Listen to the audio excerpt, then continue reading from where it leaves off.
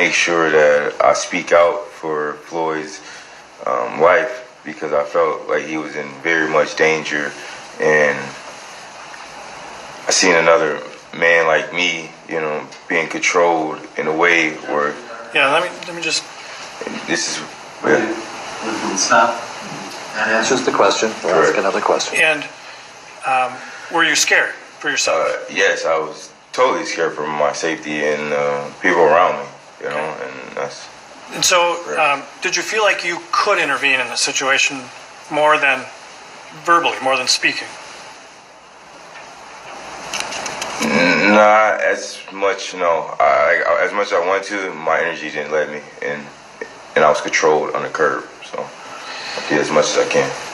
Now you, at some point, learned the name of the officer Tao who was standing there, correct? Correct. So when I ask about that, who I am referring to. Correct. And at some point, did you step off the curb and have an interaction with Officer Tao? Yes, I did step off the curb and had an interaction with Officer Tao. And what did Officer Tao do? He proceeded to push his hand in my chest, swipe down, put my hands up, and I stepped back on the curb. And did you make any further moves towards Officer Tao? No further moves.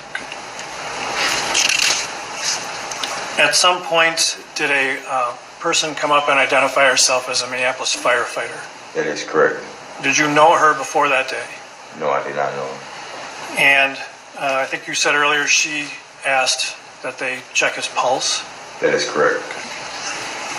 And were there, other than you and her, other bystanders on the sidewalk there? Yes, there were other bystanders on the sidewalk. Did you hear any of them threatening the safety of the police officers? No, I did not. And at some point, did you help, in fact, restrain some of those individuals?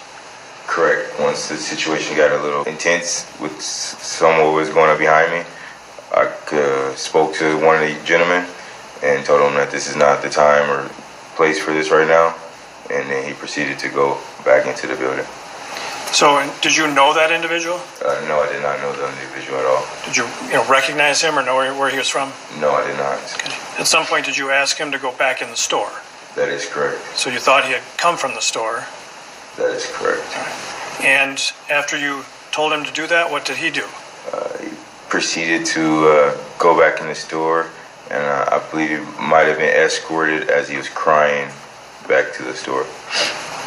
So he never made another move towards the police officers? That is correct.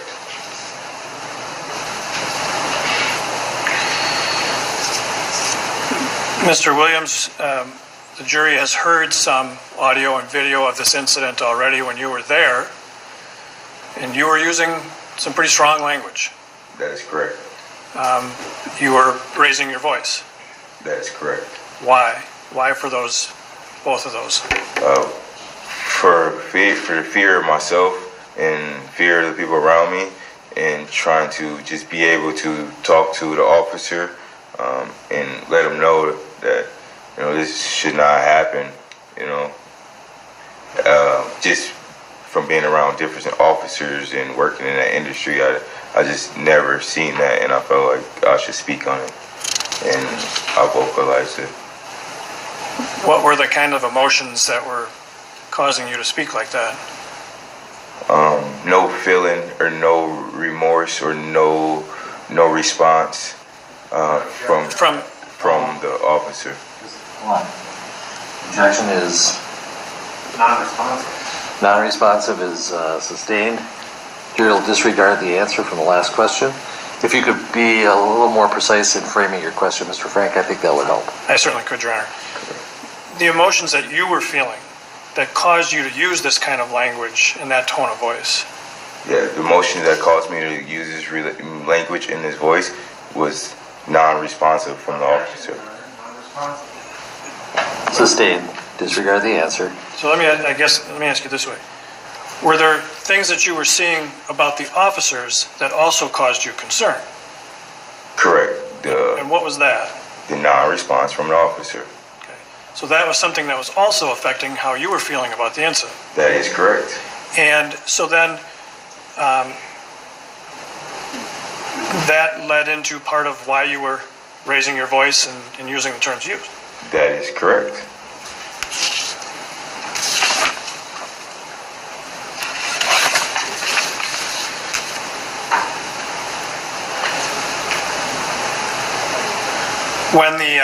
Were you present when the ambulance arrived? That is correct. Now, at any time during this interaction, did you see Officer Chauvin take his knee off of Mr. Floyd's neck? No. Okay. When the ambulance arrived, did he do that? No. And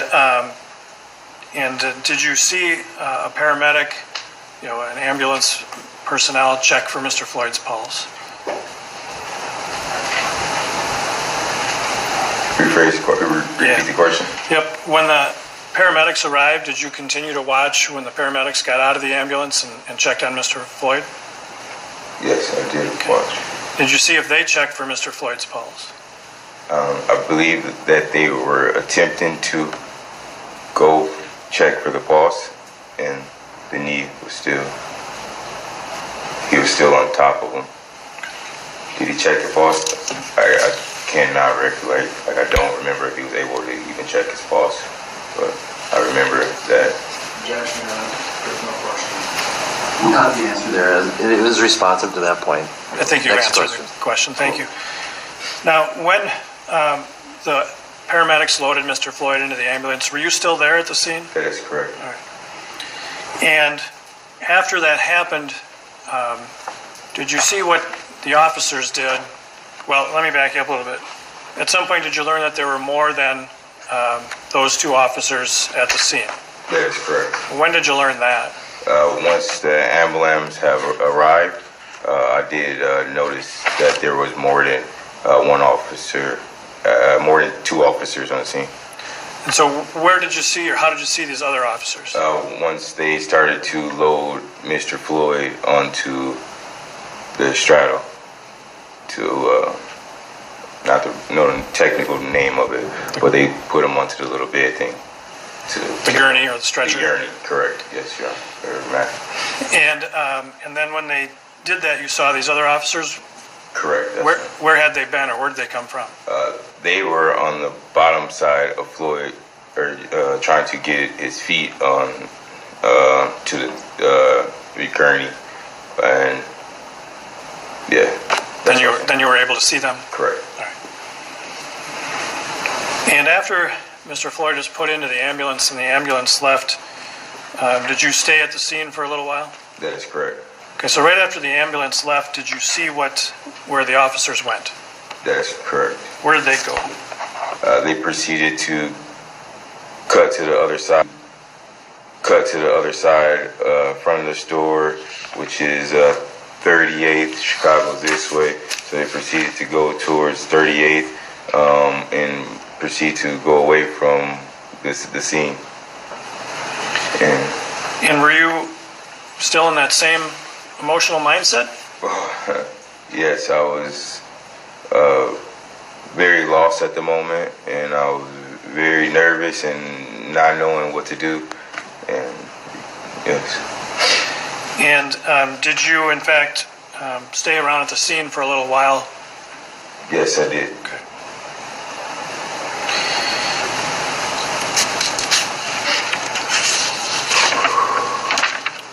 At some point, did you make a 911 call?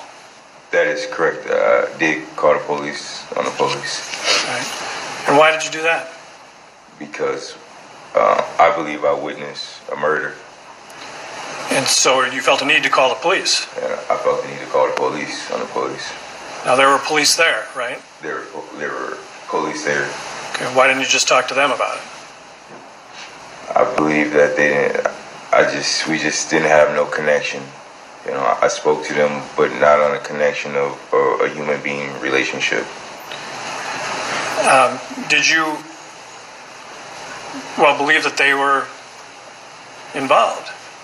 Yes, totally. And so, when you made that 911 call, about how long after the ambulance left was that? Time recollection? I don't know. A matter of minutes?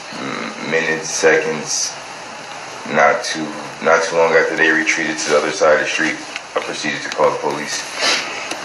And prior to today, have you had an opportunity to listen to a recording of that 911 call? Can you please repeat that question? Prior to coming to court today, did we play for you a copy of that 911 call, a recording of it? I will not say yes or no. I cannot remember at this moment. Okay. If you heard that today, would you be able to recognize it as the 911 call that you made? That is correct. All right. We have now marked that as Exhibit 20, and Your Honor, we would ask that it be, well, we are offering it now as Exhibit 20. Okay. 20 is received. All right. So if we can at this point then play Exhibit 20. Exhibit 207, May 25, 2020. 911, what's the address of the emergency? Officer 987 killed a citizen in front of a Chicago store. He just pretty much just killed this guy that wasn't resisting arrest. He had his knee on the dude's neck the whole time, Officer 987. The man went, stopped breathing. He wasn't resisting arrest or nothing. He was already in handcuffs. They pretty much just killed the dude. I don't even know if he's dead for sure, but he was not responsible when the ambulance just came and got him. And the officer that was just out here left, the one that actually just murdered the kid in front of everybody on 36th, 38th in Chicago. Okay. Would you like to speak with the sergeant? Yeah, like that was bogus what they just did to this man. He was unresponsive. He wasn't resisting arrest or any of it. Okay, let me get you over to the desk. You can request to speak with the sergeant, okay? Stay on the Yeah, and I'm sitting here talking to with another off-duty firefighter that just stayed here watching in front of us as well. Okay. And she told him to check the man's pulse, but they wouldn't even check the pulse. Okay, 1 second. I have reached the city of Minneapolis to reach someone in our property crimes division. Y'all murderers, bro. Y'all murderers, Kyle. You gonna kill yourself. I already know it. 2 more years. You gonna shoot yourself. Murderers, bro. Y'all niggas is murderers, bro. Minneapolis surface. Hey, it's dispatch. Yeah, man. So I want to speak to a supervisor. Okay. Yeah, go ahead. Yeah, he wants to speak with a supervisor relating to 320's called Cup Booth. They just killed that man in front of the store. The police. 2033, 46, May 25, 2020. Is that then an accurate recording of the call you made? That is correct. And at the beginning, you referred to Officer 987. Where did you get that number from? Honestly, it was just visually popped in my head. Okay. Like, I looked at his badge, and that's what I read on his badge. And so whose badge, which officer were you referring to? The officer sitting over there. Okay. And was that also the officer that had his knee on George Floyd's neck? That is correct. And for the record, when your previous answer, you were pointing to the defendant, Mr. Chauvin? That's correct. Okay. And so the purpose in making, what was the purpose in making that 911 call at that time? I just felt like that was the right thing to do. I didn't know what else to do. I didn't know what to do. But call. I'm sorry, I cut you off. But call. And the response then was to transfer you to a sergeant, correct? That is correct. And then at some point the call, it sounds like you're talking to Officer Tao. Do you recall if you were actually talking to Officer Tao at that point? That is correct. I was. Because I think at the moment, at the moment that I was making the call, he proceeded to like intimidate me and stick his camera in my face, his body cam. And okay. And the call sort of ends abruptly. Did you hang up and terminate the call?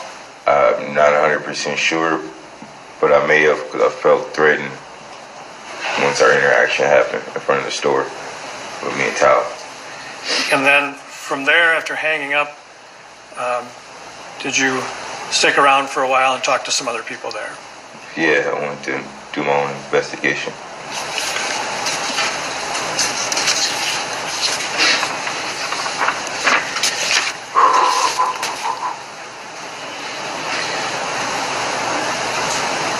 Your Honor, I have no further questions. Mr. Nelson.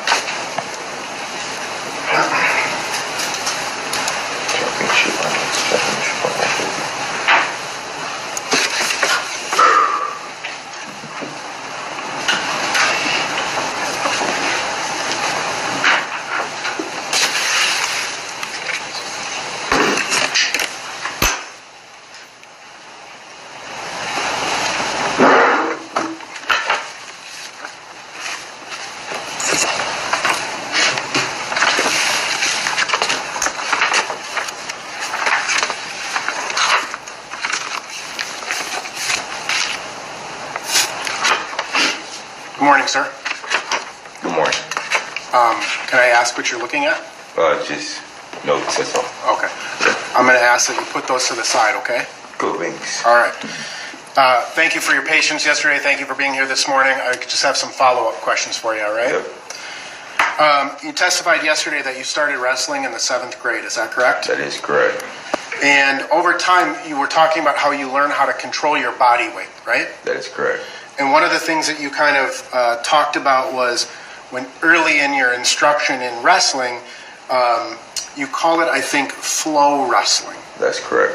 And as I understand that, and correct me if I'm wrong, flow wrestling is kind of learning how to kind of keep your center of balance, learning how to, sometimes it may feel you should use your arm when you should really use your leg. Kind of just learning how your body works, right? Yeah, correct. Less resistance. Less resistance. So sometimes less resistance is actually better in certain circumstances. Repeat that. Sure. I mean, if you're on the mat, right, and your instinct is to push your arm out to the side to try to use your body weight to roll, you may want to actually use your leg to roll the other way, right? Kind of like flow. Kind of, but not really. Okay, how would you describe just the flow of wrestling? Flow is less. Flow is more, I'm flowing with you without using my strength. I'm flowing with you going 50, 60% of it. I'm flowing with you, letting you get into a half Nelson, and you feel the half Nelson, you're in it, and now you're flowing, your partner's letting you flow off your back and get into a position where you get to stand up into escape. Flow is where my partner's letting me get in on a double, and I'm letting him finish the double, and now I'm flowing into my offensive or my defensive position of getting away. So right. It's different positioning. Right. So you're learning how to use your body weight against the weight of the other person. You're learning how to just get in and out of moves, right? Flowing. Right. And that's something that you learned, at a young age in the sport of wrestling. Correct. And as you continued your wrestling career, you testified that you wrestled all the way through high school and then into college for a couple of years as well. That's right? correct. And you would agree that wrestling is a sport. Wrestling's a lifestyle. Okay. There are rules, there are points, there are referees. So there's a sport to wrestling, right? Correct. And I understand as a wrestler, it's a lifestyle, right? Yeah. But to the kind of the casual observer, maybe it's just a sport, right? Correct. All right. But you're learning how to keep your center of gravity lower and grapple with people. Correct. Right. And then you testified that after you kind of got out of college or finished your career in college, that you started moving more towards the mixed martial arts, right? Correct. And so you were training in jiu-jitsu, I believe you said? That is correct. All right. And again, jiu-jitsu is a form of martial arts, right? Correct. Lots of forms of martial arts, right? Correct. Judo, karate, Krav Maga, these are all various forms of martial arts that you have some general familiarity with, right? Correct. But your training is specifically in jiu-jitsu, correct? No. I'm a martial artist. I train jiu-jitsu, Muay Thai, stick fighting like I'm a martial artist. I don't just train jiu-jitsu. Okay. I stay in boxing. Wrestling all is put into one. So as a fighter, you're not just working on the ground game. You're working on your stand-up. You're working, your Muay Thai, your kickboxing, things like that. That's what a martial artist is. Okay. So you incorporate several forms of martial arts into what you study. That is correct. All right. And again, the notion of a chokehold is very common within the martial arts community, right? That is correct. Submissions. And there are many forms, right? Correct. Like the triangle or the rear naked chokehold, all sorts of different types of chokeholds or submission holds that apply. That is correct. All right. And again, I understand that martial arts is a lifestyle, but there is a sport to it as well, right? Competitive side to it, sports. Right. Correct. And I'm just talking generally, I'm not talking about the MMA fighting yet, but just even as a martial artist, there are competitions with rules and referees and things of that nature. That right? is correct. All right. And whether you wrestle or you compete in the in the martial arts, there are weight classes, right? That is correct. Well, yeah, that's correct. MMA has weight classes. Jiu-jitsu tournaments, there's open weights. So you win your weight division, you have a chance to wrestle in the open division, which usually if I'm competing in just a tournament, I'll do it in the open division, which is open weight. All right. So again, generally, like looking at your career as a wrestler, what weight did you wrestle at? I wrestle anywhere from 106 to 141 in college. Okay. And when you would competitively wrestle, you would wrestle with other people who were in that same weight class, right? Correct. And then in the martial arts, in the competitions for the martial arts, there are weight classes, but there's also this open weight class, right? That's correct for jiu-jitsu. In jiu-jitsu, and so you, as a 141-pound guy, may wrestle or may grapple with someone who's 180 pounds. Or 220, 210. Right, or 100. Yeah. Right? Yep. I mean, okay. But then about 10 years ago, you testified that you started with mixed martial arts. Just repeat that, please.